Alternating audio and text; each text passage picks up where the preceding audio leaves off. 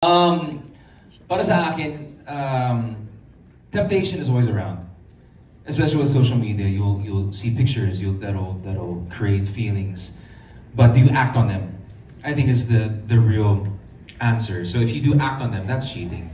If you are flirting, if you are leading someone on, that's emotional cheating.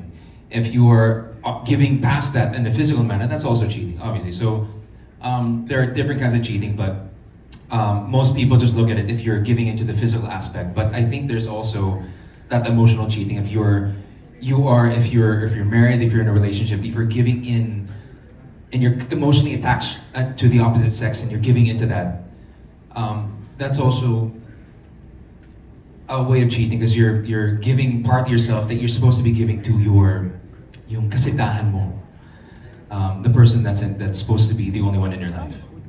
Yeah. So, ayan. I hope you're happy with the answer.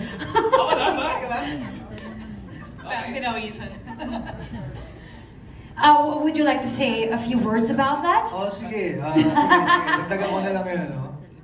Siyempre, pag nasa isang relasyon ka, siguro napaka-importante na kahit ano pang relasyon yan, kung ano pang label yan, kailangan alamin mo palagi yung mga limitasyon mo, kung hanggang saan ka lang. Dahil syempre kapag lumabas ka doon, lumagpas ka doon sa mga boundaries na yun, talagang magkakaroon ng problema. So alamin mo lang kung saan ka lulugar, umayos ka ng tama, at alamin mo muna yung mga consequences ng mga actions mo bago mo sila pag-isipang gawin talaga. Very wise, o diba?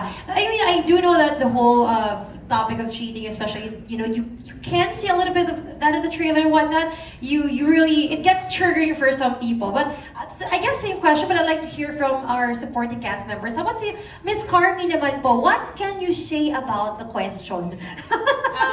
Honestly, been there, done that. Yeah. Mas buhay naman. Medyo napagdaanan ko na yun, and buti na lang tapos na. Pero na-experience ko na yan before about cheating. Pero syempre, hindi ko na-share sa inyo.